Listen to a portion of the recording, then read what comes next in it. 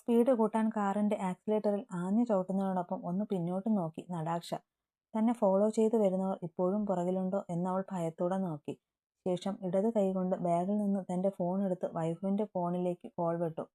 എന്നാൽ റിംഗ് പോകുന്നതല്ലാതെ ആ call attend ആകുന്നില്ലായിരുന്നു. ഛേ! ഫോൺ സീറ്റിലേക്ക് എറിഞ്ഞു അവൾ കാറിന്റെ സ്പീഡ് വീണ്ടും കൂട്ടി. എങ്ങനെയും വൈഫവിനെ കാണണം. താൻ കണ്ട സത്യം അവനെ അറിയിക്കണം. അതുമാത്രമായിരുന്നു നടാക്ഷയുടെ ഉള്ളിൽ. ഡ്രൈവിംഗ് സീറ്റിൽ ഇരുന്നുകൊണ്ട് തന്നെ വിൻഡോ താഴ്ത്തി വെളിയിൽ നിൽക്കുന്നവരെ നോക്കി വൈഭവ്. അത് കാണെ ശിവയും ചിത്തുവും തമ്മിൽ നോക്കി ഒന്ന് ഉമിനീരിറക്കി. ലഞ്ച് കഴിക്കാൻ വീട്ടിൽ പോകുവാണെന്ന് പറഞ്ഞിട്ട് എന്താ ഇവിടെ? അത് ചിത്തുവിന്റെ കൂടെ ഒന്ന് അമ്പലത്തിൽ വന്നതാ. ഗൗരവത്തോടെയുള്ള ചോദ്യത്തിന് ഒരു പതർച്ചയോടെ ശിവ മറുപടി പറഞ്ഞു. വൈഭവ് മുഖത്തിരുന്ന ഗ്ലാസ് ഒന്ന് മാറ്റി അവന്റെ പെണ്ണിനെ ഒന്നിരുത്തി നോക്കി. എന്റെ മഹാദേവ, ദാണ്ട പൂച്ച കണ്ണുകൊണ്ട് തുറച്ചു നോക്കുന്നു. ഇങ്ങേർക്കിത് എന്തിന്റെ കേടാ? ആ നോട്ടം എന്റെ സകല കൺട്രോളും കളയുമെന്ന് ഈ കടുവയ്ക്ക് അറിയാലോ. ചെക്കൻ്റെ പൂച്ച കണ്ണുകൾ കൊണ്ടുള്ള നോട്ടം താങ്ങാനാവാതെ മുഖം താഴ്ത്തി പിറുപിറുത്തു ശിവ.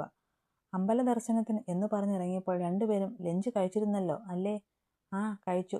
വൈഫവ് വീണ്ടും ചോദിച്ചതും ചാടിക്കേറി ഒറ്റയടിക്ക് മറുപടി പറഞ്ഞു ശിവ. അത് കേട്ടവൻ ഒന്നുകൂടി തുറച്ചു നോക്കി. കഴിച്ചില്ല എന്ന് വിട്ടു പറഞ്ഞു. പിന്നെയും മുഖം താഴ്ത്തി പെണ്ണു. അയ്യോ വൈഫവേട്ട, വേണോന്ന് വെച്ചല്ല കഴിക്കാതിരുന്നത്. പെട്ടെന്ന് പോയിട്ട് വരാമെന്ന് ഓർത്തു. ശിവ, ഹോസ്പിറ്റലിൽ നിന്ന് വന്ന ക്യാബിനിൽ തന്നെ ഞങ്ങൾ ഇങ്ങോട്ട് വന്നതാ. അതിനിടെ മറന്നുപോയതാ സത്യം. ചുണ്ടു പിളർത്തി തല കുമ്പിട്ട് നിൽക്കുന്ന ശിവയെയും അവളെ നോക്കി പേടിപ്പിക്കുന്ന വൈഭവിനെയും കണ്ട ചിത്തു പെട്ടെന്ന് പറഞ്ഞൊപ്പിച്ചു. ശരി. എൻ്റെ ഭാര്യ ഇപ്പോൾ വന്ന് വണ്ടി കയറ്, ബാക്കിയൊക്കെ പിന്നെ.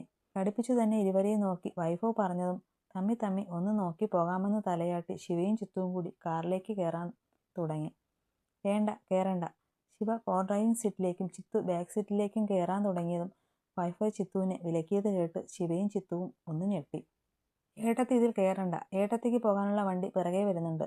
ഏറ്റിപ്പിടിച്ചു വെച്ചിരിക്കുന്ന മുഖത്തെ ഗൗരവം മാറ്റി ചെറുപുഞ്ചിരിയോടെ വൈഭവ് പറഞ്ഞു നിർത്തിയതും അവന്റെ കാറിന്റെ പിന്നിലായി അനിയുടെ കാർ വന്നു നിന്നതും ഒരുമിച്ചായിരുന്നു. അനിയേട്ടൻ. കാറിലിരിക്കുന്നതിനെ കണ്ട് ചിത്തുവിന്റെ ചുണ്ടും മൊഴിഞ്ഞു. ആവു, ആശ്വാസമായി. എൻ്റെ ഡോക്ടറുടെ വായിലിരിക്കുന്ന ചീത്ത മുഴുവൻ ഒറ്റയ്ക്ക് കേൾക്കുമെന്ന് ഓർത്തതാ ഞാൻ. ഇനിയിപ്പോൾ കുഴപ്പമില്ല, നിനക്കിട്ടും കിട്ടുമല്ലോ. അപ്പോൾ ഏട്ടത്തിയമ്മ ചെല്ല്. ദേ ഏട്ടൻ വെയിറ്റ് ചെയ്യുന്നുണ്ട്. അനിയെ കണ്ട് അന്താളിച്ചു നിൽക്കുന്ന ചിത്തുവിനെ നോക്കി കളിയോടെ ചിത്തു പറഞ്ഞതും പെണ്ണിനെ നോക്കി ഒന്ന് കണ്ണുരുട്ടി കാണിച്ചിട്ട് ചിത്തു പതിയെ അനിയുടെ അരികിലേക്ക് നടന്നു. ശിവ കയറിയതും വൈഭവ് കാർ സ്റ്റാർട്ട് ചെയ്ത് മുന്നോട്ടു പോയി. ചിത്തു അനിക്ക് അരികിലേക്ക് പയ്യെ ചെന്നു.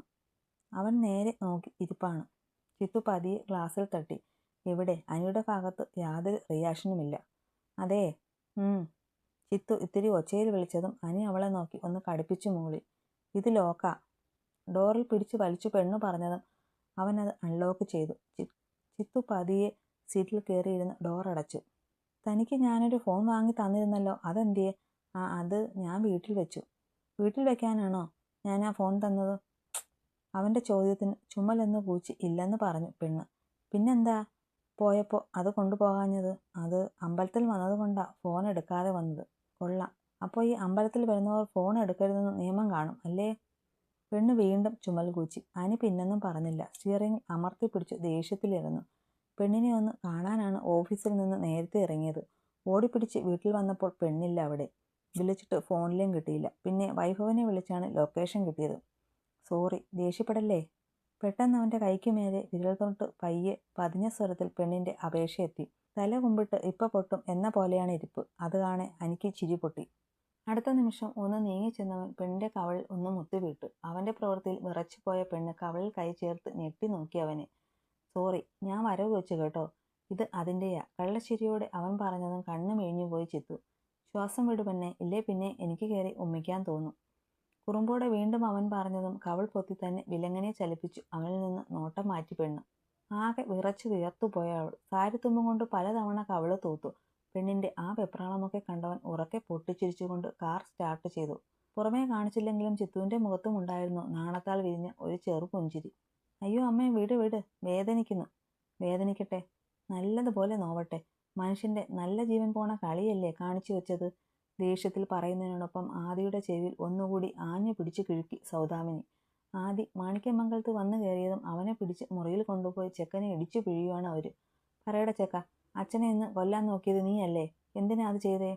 അത് പിന്നെ സത്യം പറഞ്ഞോ ഇല്ലേ? ഇപ്പോൾ മഹിയേട്ടനെയും എല്ലാവരെയും വിളിച്ചു വരുത്തും. ചെക്കൻ്റെ വലം കൈ പിറകിലേക്ക് തിരിച്ച് സൗദാമിനി പറഞ്ഞതും അയ്യോ സുധാമേ, അവനെ വിട്, എല്ലാം ഞങ്ങൾ പറയാം. മുറിയിലേക്ക് ഓടി വന്ന് കതക് അകത്തുനിന്ന് ലോക്ക് ചെയ്ത് അപ്പു പറഞ്ഞതും സൗദാമിനി അവനെ വിട്ടു. അപ്പു, മോളെ, നിനക്കും അറിയാമോ ഇതെല്ലാം? അറിയാം. അല്ല, പക്ഷേ സുധാമയ്ക്ക് എങ്ങനെ മനസ്സിലായി ഈ പൊട്ടനെ അത് ചെയ്തതെന്ന്? ദേ ഇത് തന്നെ. അപ്പുവിൻ്റെ ചോദ്യത്തിനുള്ള മറുപടിയായി ആദിയെ പിടിച്ചു നിർത്തി അവൻ്റെ പുറത്തെ ഷർട്ടൊന്ന് താഴ്ത്തി അവൻ്റെ പിൻകഴുത്തിലുള്ള മറവ് കാണിച്ചു സൗദാമിനി. ദേ ഈ മറവ് കണ്ടോ? ഇത് മതി എനിക്കിവനെ മനസ്സിലാക്കാൻ. പെറ്റിട്ട അന്ന് മുതൽ നോക്കുന്നതല്ലേ ഞാൻ രണ്ടിനെയും. നീയൊക്കെ ഏത് വേഷത്തിൽ വന്നാലും എനിക്ക് മനസ്സിലാവും. ദേഷ്യത്തിൽ പറഞ്ഞുകൊണ്ട് അപ്പുവിനെയും ആദിയെയും മാറി മാറി നോക്കി സൗദാമിനി. ഇനി പറ, എന്തിനാ ഇവൻ അത് ചെയ്തേ? അത് പിന്നെ സുധാമേ, കുഞ്ഞേട്ടനും സിദ്ധുവേട്ടനും ഒക്കെ പറഞ്ഞിട്ടാ ഞാൻ അങ്ങനെയൊക്കെ ചെയ്തേ. അവർക്ക് എന്തൊക്കെയോ പ്ലാനുണ്ട്. ആ നരേന്ദ്രനെയും മകനെയും പൊക്കണം. അതിനുള്ള ഒരു ചെറിയ ഡ്രാമയായിരുന്നു മുത്തശ്ശനെ കൊല്ലാൻ നോക്കിയതുപോലെ അഭിനയിച്ചത് എന്നും പറഞ്ഞ് വൈഭവ് അവനോട് പറഞ്ഞതൊക്കെ ആദി അവരോട് പറഞ്ഞു. ഉണ്ണി അങ്ങനെയൊന്ന് കണ്ടിട്ടുണ്ടെങ്കിൽ അതിൽ എന്തെങ്കിലും കാരണമുണ്ടാവും. അവനൊന്നും കാണാതെ ഇത്രയും വലിയൊരു കാര്യം ചെയ്യില്ല. ദേഷ്യമൊക്കെ വിട്ട് സമാധാനത്തോടെ സൗദാമിനി പറഞ്ഞു. അല്ലെങ്കിലും വൈഭവാണ് ഇതൊക്കെ ചെയ്തതെന്ന് അറിഞ്ഞാൽ സുധാമ തണുക്കുമെന്ന് അപ്പുവിനും ആദിക്കും അറിയാമായിരുന്നു. പിന്നെ മക്കളെ, ഞാനൊരു കാര്യം കൂടി പറയാം. അതുകൂടി നിങ്ങൾ ഉണ്ണിയോട് പറയുവോ? ഞാൻ പറഞ്ഞതാണെന്ന് പറയണ്ട.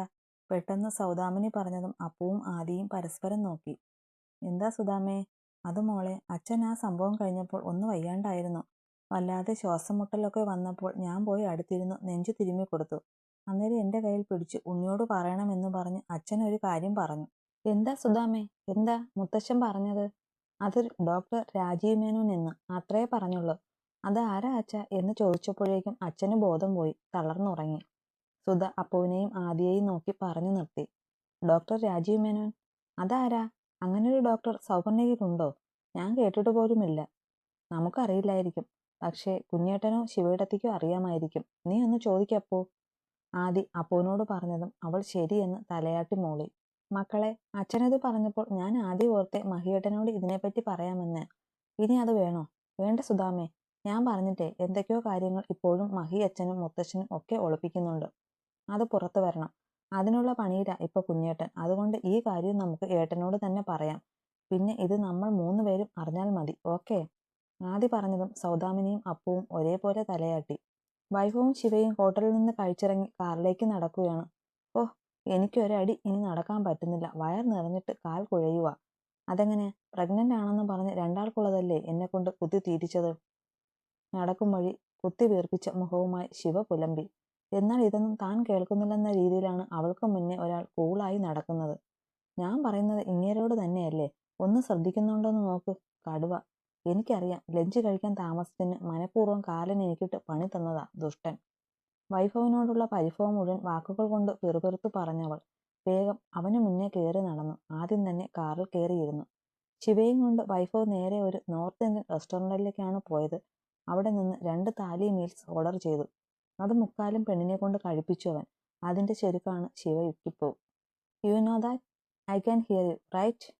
അതോ ഇനി എന്നെ കേൾപ്പിക്കാൻ വേണ്ടി തന്നെയാണോ ഉണ്ണിയാശയുടെ ഈ കഥാപ്രസംഗം? ഡ്രൈവിംഗ് സീറ്റിലേക്ക് കയറിയിരുന്ന വൈഭവ് പെണ്ണിനെ നോക്കാതെ തന്നെ ചോദിച്ചതും ശിവയുടെ മുഖം ഒന്നുകൂടി കൂർത്തു.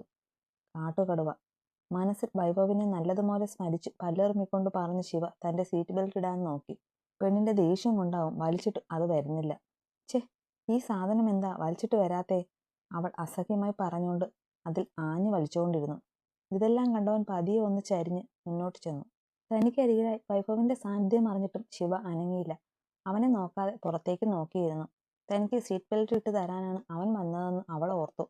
അടുത്ത നിമിഷം ഒരു കള്ളച്ചിരിയോടെ ശിവ ഇരുന്ന സീറ്റിന്റെ അഡ്ജസ്റ്റ് ലിവർ പിടിച്ചു വലിച്ചു വൈഭവ്. സീറ്റ് പിന്നിലേക്ക് ആഞ്ഞു. ഉണ്ണിയേട്ടാ! പേടിച്ചു പോയ പെണ്ണ് വലിയ വായിൽ നിലവിളിച്ചുകൊണ്ട് പിറകിലേക്ക് ആയുന്നതിനോടൊപ്പം വൈഭവിന്റെ ഷർട്ടിൽ പിടിമുറുക്കി അവനെ തനിക്ക് മുകളിലേക്ക് വലിച്ചു. ഞൊടി നേരം കൊണ്ട് വൈഭവ് മുഴുവനായി ശിവയുടെ ശരീരത്തിന് മുകളിലായി വന്നു. അപ്പോഴും അവളുടെ വയറിൽ അധികമായി അമരാതെ അവൻ പ്രത്യേകം ശ്രദ്ധിച്ചു. വൈഭവിന്റെ കൈ ശിവയുടെ അരക്കെട്ടിൽ മുറുകി. ഞെട്ടിപ്പോയ ശിവയുടെ ഉണ്ട കണ്ണുകൾ തള്ളി.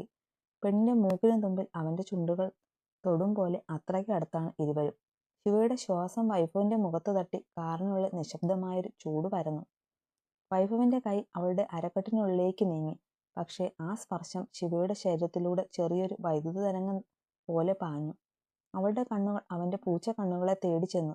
ഉണ്ണിയേട്ടാ, എന്തായി കാണിച്ചേ? ശിവയുടെ ശബ്ദം മന്ദമായ വിറയലോടെ പുറത്തു വന്നു. വൈഭവ് ചെറു ചിരിയോടെ അവളെ തന്നെ നോക്കി. ഞാനൊന്നും കാണിച്ചില്ലല്ലോ. കാണിക്കാൻ പോകുന്നതല്ലേ ഉള്ളൂ. അവന്റെ ചിരിയിലും ശബ്ദത്തിലും കുസൃതിയിലും കരുതലും കളഞ്ഞിരുന്നു. ശിവ മുഖം ചുവപ്പിച്ച് കണ്ണ് താഴ്ത്തി. കൈവിരലുകൾ അവന്റെ ഷർട്ടിൽ വീണ്ടും മുഴുകി. ആരേലും കാണും. മാറുവോ? ആരും കാണില്ല. ഇത് ഡാർക്ക് ടിൻറ്റഡ് ഗ്ലാസ്സാ പെണ്ണെ. പുറത്തുനിന്ന് നോക്കിയാൽ കാണില്ല. So just relax. പെണ്ണിന്റെ വയറിലേക്ക് കൈവിരലുകൾ കൊണ്ട് തഴുകി കുറുമ്പ് നിറഞ്ഞ സ്വരത്തിൽ അവൻ പറഞ്ഞതും ശിവ ഒന്ന് ഏങ്ങിപ്പോയി. പെണ്ണിന്റെ നെഞ്ചിടിപ്പ് കൂടുന്നതിനൊപ്പം അവളുടെ ശരീരത്തിലെ താപവും ഉയർന്നിരുന്നു. പ്ലീസ് ഉണ്ണിയേട്ടാ. അവന്റെ കൈവിരലുകളുടെ ചലനത്തെ താങ്ങാൻ കഴിയാതെ പെണ്ണൊന്ന് കെഞ്ചി. ആഹാ, ഇത്ര പെട്ടെന്ന് ഓഫായോ? ഇത്ര നേരം ഉണ്ടായിരുന്ന എന്റെ ചാൻസി റാണിയുടെ ശൗര്യം എവിടെ പോയി? വൈഭവ് കുശലച്ചിരിയോട് ചോദിച്ചു. എങ്ങും പോയില്ല, എന്റെ അടുത്തുണ്ട്. പക്ഷേ ഉണ്ണിയേട്ടൻ ഇങ്ങനെ വരുമ്പോൾ ഞാൻ ഈ പൂച്ചക്കണ്ണന്റെ മാത്രം ആമയാവില്ലേ? അതറിയാലോ. പിന്നെന്തിനാ അങ്ങനെ ചോദിക്കുന്നേ? നാണം കലർന്ന ചുവന്ന മുഖവുമായി ശിവ പറഞ്ഞതും വൈഭവ് ഒരു പൊട്ടിച്ചിരിയോടെ അവളുടെ വയറിനുമേൽ മുഖം ചേർത്ത് അവിടെ ആഞ്ഞു ചുംബിച്ചു. കടുവേ, പയ്യെ, ഇക്ലിയാക്കല്ലേ. കടുവ അല്ലടി, കാട്ടുകടുവ. കുറച്ചു നേരം മുന്നേ എന്നെ പേരിന് നീ തന്ന പ്രമോഷൻ ഞാൻ കേട്ടു. ശിവ പറഞ്ഞതിനുള്ള മറുപടിയായി പെണ്ണിന്റെ വയറിൽ നിന്ന് മുഖം ഒന്നുയർത്തി അവൻ പറഞ്ഞതും നാക്ക് കടിച്ച് ചിരിച്ചു പെണ്ണ്. പുറത്തെ റോഡിൽ ഇരുവശങ്ങളിലേക്ക് നോക്കിക്കൊണ്ട് വണ്ടി സ്പീഡിൽ ഓടിച്ചുകൊണ്ടുവന്ന നടാഷയുടെ കണ്ണുകൾ ബീച്ച് റോഡിനരികിൽ പാർക്ക് ചെയ്തിരിക്കുന്ന വൈഭവിന്റെ കാറിലും അതിൽ ചാരി നിൽക്കുന്ന ശിവയിലും മുടക്കി. അവൾ വേഗം കാർ അങ്ങോട്ടേക്ക് അടുപ്പിച്ചു ധൃതി പിടിച്ച് കാറിൽ നിന്നിറങ്ങി. ശിവാമി. ഓടി കിതച്ച് ശിവയ്ക്കരികെ ചെന്ന് വിളിച്ചതും അവൾ തിരിഞ്ഞു നോക്കി. നടാഷ, എന്താ ഇവിടെ? അപ്രതീക്ഷിതമായി നടാഷയെ കണ്ട ശിവ ചിരിയോടെ തിരക്കി. അത് ഞാൻ അല്ല. ഇതെന്താ ശിവ ഇവിടെ നിൽക്കുന്നേ? വൈഭവ് എവിടെ? നടാഷ ചോദിച്ചതും ശിവ ചിരിയോടെ ദൂരേക്ക് കൈനീട്ടി. അവിടെ ബീച്ചിൽ പഞ്ഞിമിഠായി വിൽക്കുന്ന ഒരാളുടെ കയ്യിൽ അരികെ ചെന്ന് നിൽക്കുവാണ് വൈഭവ്. എനിക്ക് പഞ്ഞിമിഠായി വേണമെന്ന് പറഞ്ഞു. അപ്പോൾ എൻ്റെ ഡോക്ടർ പറയുവാ ഷോപ്പിൽ നിന്ന് വാങ്ങാമെന്ന്. വേണ്ട, എനിക്ക് ഇവിടെ വിൽക്കുന്നത് തന്നെ വേണമെന്ന് വാശി പിടിച്ചു. അപ്പോൾ ദേ അത് വാങ്ങാൻ പോയിരിക്കുക എൻ്റെ കള്ള ഡോക്ടർ. വൈഭവിൽ നിന്നും കണ്ണെടുക്കാതെ ചിരിയോടെ ശിവ പറഞ്ഞു. നടാഷയുടെ കണ്ണുകളും അവനിൽ തന്നെയാണ്. ആരേലും ഓർത്തോ ഈ കൽപ്പം കടുവ ഇങ്ങനെ മാറുമെന്ന്? വൈഭവ് ഇത്രയും മാറിയെങ്കിൽ അത് നീ കാരണമാ ശിവ. ശിവ പറഞ്ഞു നിർത്തിയതും നടാഷ അവളെ നോക്കി പറഞ്ഞു. നടാഷയുടെ വാക്കുകൾ കേട്ട് ശിവയുടെ മുഖത്ത് മൃദുവായൊരു ചിരി പടർന്നു. ആവും. ഇനി ഞങ്ങളുടെ കുഞ്ഞും കൂടെ വന്നാൽ പിന്നെ ഒരിക്കലും എൻ്റെ ഡോക്ടർ പഴയ വൈഭവ് മഹേന്ദ്രൻ ആവില്ല.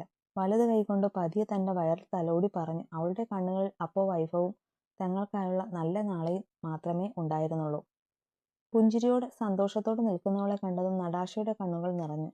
അല്ല, എന്താ നടാഷ ഉണ്ണിയേട്ടനെ ചോദിച്ചേ? എന്തേലും പറയാനുണ്ടോ? ചിരിയോടെ തന്നെ ശിവ ചോദിച്ചതും വന്ന കാര്യം പറയാനാവാതെ നടാഷയുടെ ഒച്ച മങ്ങി. വൈഭവിന്റെയും ശിവയുടെയും സന്തോഷത്തിലേക്ക് ആ ഇരുട്ട് കടത്താൻ അവൾക്ക് മനസ്സ് വന്നില്ല. ഏയ്, അവനെ വിളിക്കണ്ട. ദാ ഈ പെൻഡ്രൈവ് വൈഭവിനെ ഏൽപ്പിച്ചാൽ മതി. പിന്നെ ഒന്നുമില്ല. ഞാൻ അവനെ പിന്നെ കണ്ടോളാം. സാരിത്തുമ്പിൽ ഒളിപ്പിച്ചു വെച്ച പെൻഡ്രൈവ് പെട്ടെന്ന് എടുത്ത് ശിവയുടെ കയ്യിലേക്ക് വെച്ചിട്ട് നടാഷ പറഞ്ഞു. പോകുവാണോ? ഡോക്ടർ ഇപ്പോൾ വരും. കണ്ടിട്ട് പോകാമെന്നേ. വേണ്ട, ഞാൻ പോവാ ശിവ. അവനോട് പറഞ്ഞാൽ മതി. വാക്കുകൾ ഉരുണ്ടു വീണ് നടാഷ ചുറ്റുമൊന്ന് നോക്കി വെപ്രാളത്തോടെ ഒന്ന് ചിരിക്കാൻ ശ്രമിച്ചു. പക്ഷെ അതൊന്നും അവളുടെ കണ്ണുകളുടെ പേടി മറച്ചില്ല. നടാഷ തിരിച്ചു നടന്നു. ശിവ വേറെന്തെങ്കിലും ചോദിക്കാൻ തുടങ്ങും മുന്നേ അവളുടെ കാർ അതിവേഗത്തിൽ പാഞ്ഞുപോയി. നടാഷയാണോ ആ പോയത്? ശിവയ്ക്കുള്ള പഞ്ഞിമിഠായി വാങ്ങി വന്ന വൈഭവ് ദൂരെ പോകുന്ന കാർ നോക്കി അവളോട് ചോദിച്ചു. അതേ ഏട്ടാ, ഉണ്ണിയേട്ടനെ തിരക്കിയാ വന്നേ. കണ്ടിട്ട് പോകാമെന്ന് ഞാൻ പറഞ്ഞതാ, പക്ഷേ നിന്നില്ല. ദാ ഈ പെൻഡ്രൈവ് എന്നെ ഏൽപ്പിച്ചിട്ട് പെട്ടെന്ന് കാറിൽ കയറിപ്പോയി. ശിവ തൻ്റെ കയ്യിലിരിക്കുന്ന പെൻഡ്രൈവ് വൈഭവിന് നേരെ നീട്ടി പറഞ്ഞു. അവനത് വാങ്ങി. വാ. ശിവയെ വിളിച്ച് കാറിൽ കയറി വേഗം വണ്ടി സ്റ്റാർട്ട് ചെയ്തു.